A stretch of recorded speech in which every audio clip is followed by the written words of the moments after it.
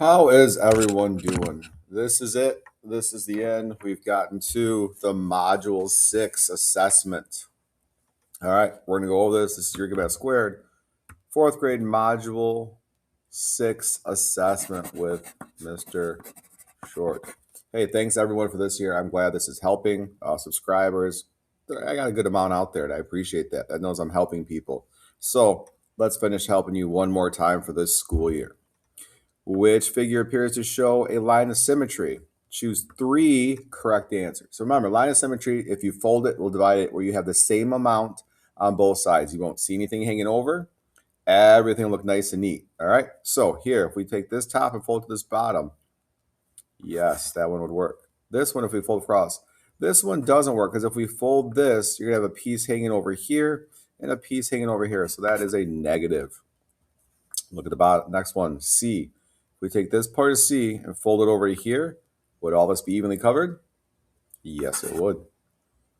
D. If we take this point and fold it up here, would it look the same? No. The heart. If we take this part and fold it over here? Nope. If we take this heart and fold it over half, would it? Yes, it would. It might even kind of make an airplane. Those have been popular in my class lately, which is not a good thing. All right, that's page 1. See, we're going to get through this. You guys are going to do great. I'm not even worried about it. On the back, it says classify each angle as acute, right, or obtuse. So we're going to look at these. We'll put an X for which one it is, right? Remember, acute angles are tiny little cute ones. That's how I remember, tiny little cute angles. Right angles, well, they have that square in the corner. It makes a square in the corner. And obtuse is anything between a straight line and a right angle. Remember, an obtuse goes from 91 degrees, which is just past right angle, to 179 degrees, which is just before a straight line. All right, the first one, we come here. There's no square, right? It's not a little cute one, so that has to be obtuse. We come down here to the next one. Oh, there it is. There's that square in the corner. We don't even need to think about it. That's a right angle. Down here, that's almost a straight line, but not a straight line. So what's that make it? Obtuse. Or a straight angle, I should say, not a straight line. My apologies.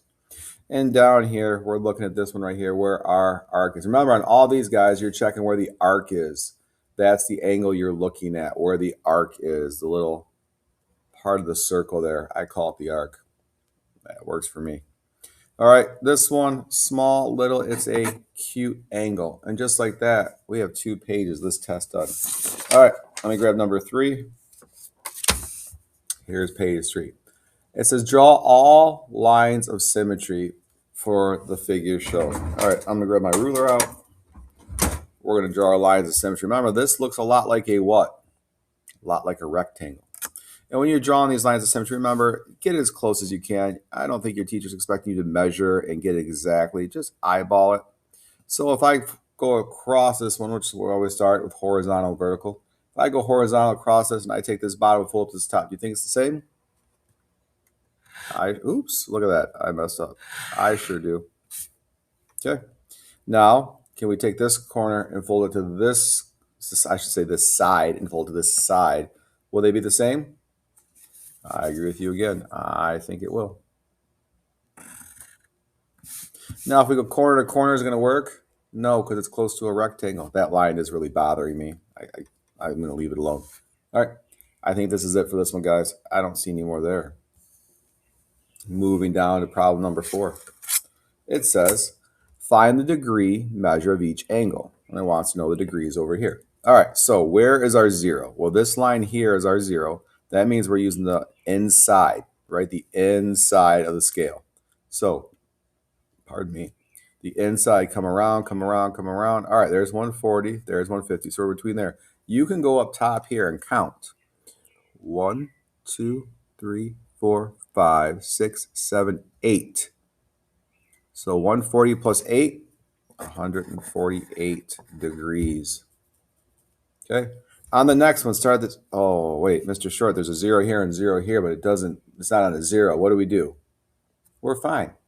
We just need to look at the distance between the 2 lines because that'll give us our angle, right? That'll tell us how many degrees that angle is. So if we look we're not exactly on the 100, and we're not exactly on the 60. We're a little past each one. So let's count by tens, right? 60 to 70, 10, 20, 30, 40. Now we got 41, 42, 43, 44. I'm seeing 44 on this. All right, let's look again. We have 60 to 70 is 10, 70 to 80 is 20, 80 to 90, 30, 30 to 90 is 40, 41, 42 over here, 43, 44. I'm going at 44 degrees. And I know it says degrees here, and I still made the circle. It's just good practice. Look at that. Another page done. You guys were worried because this is like a 6-page test. You guys got this. All right. The measure of angle DPA is 90 degrees. So this is a square, right? Use the figure shown to find the measure of the angles. All right, so the first one, the measure of angle CPA is blank degrees. So CPA. Well, it doesn't, that's two angles in there, right? But if we look, angle CPB is 15 and angle BPA is 36. So if I need to find CPA, I'm just going to put those together. So I'm going to go 15, 36. I need to put them together, so I'm going to add them. Put those little degrees there just to practice. 5 plus 6 is, that's right, it's 11. 1 here, 1 here. 1 plus 1, 2. 2 plus 3, 5. So that angle right here is 51 degrees. All right, now so let's find the measure of angle DPC. DPC. Well, that's an X. We still have to find it. Remember, this whole thing's a 90, so we know the whole angle's a 90. And we already found CPA, right? That's from this line to this line. That's our chunk there. So we can just subtract that and find our answer. Okay? So when we look at this now, we got 0 minus 1 is, well, we can't do that. So there's more on the floor. We're going to go next door and borrow 10 more. So we're going to put a 10 there because 0 plus 10 is 10.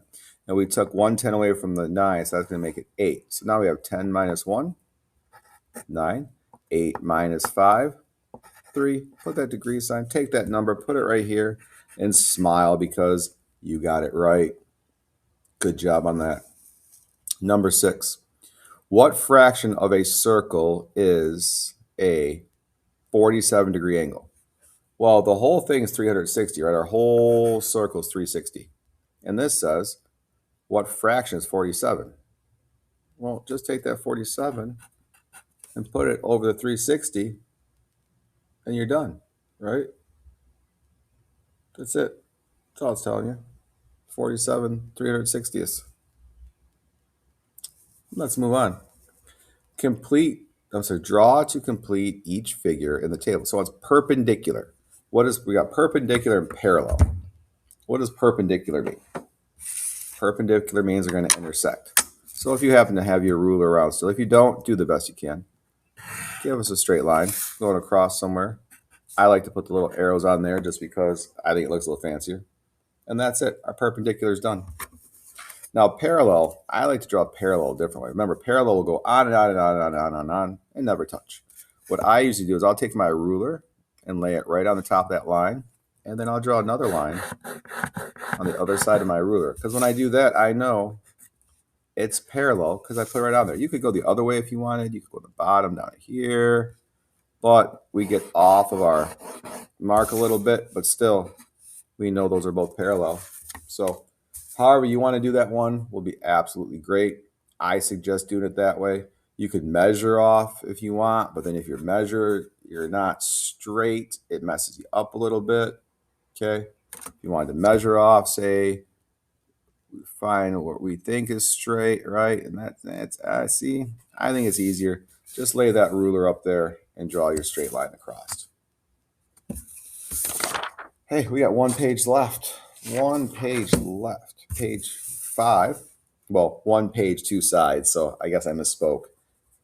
We have one piece of paper left. All right. Classify each triangle. Write the letter of each triangle in the category in which it belongs. So we have a right triangle and not a right triangle. Remember, a right triangle has a what in it? A right angle. And how do we find right angles? They have the little box in the corner. All right, well, let's look. Does A have a box on the corners? It does. Does B? It does not. Does C? It does. Does D? It does. Does E? It does not. Nothing to worry about there. Good job. All right, which statements appear to be true about the figure shown? Choose the 3 correct answers. So there's 3. It's already telling you how many you got to find. So let's look. This says line HI is parallel to JI. Here's HI. Here's JI. What does parallel mean again? Parallel means it goes on forever without touching.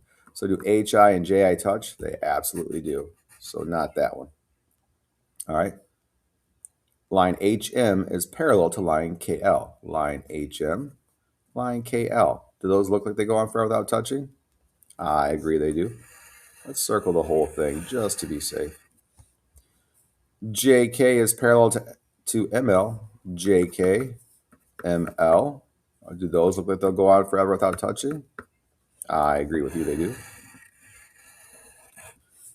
It says HI is perpendicular to ML. Here's HI, here's ML. Do those look like they cross each other at some point? No. Well, we know we're supposed to have 3, but let's check the last one just to be safe. Line JK is perpendicular to HM. Well, HM's over here and JK's over here. But even if you don't have your ruler, just imagine with me, if you will, that line kept going there. And this line kept going there. Would they intersect with each other?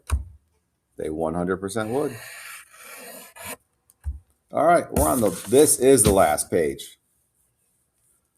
All right, let's see. Deepa's back again. Let's see what Deepa's up to. Deepa stands in the middle of 6 friends as shown. Here's Deepa. Here's her 6 friends. Circle the answer choice from each list to make the statement true. Okay. Deepa faces Gabe and turns clockwise 2/8 of a circle. A circle. Well, I don't know if you guys can see it, but I kind of see. This will not be the best circle in the world. Don't make fun of me. There's a circle I kind of see.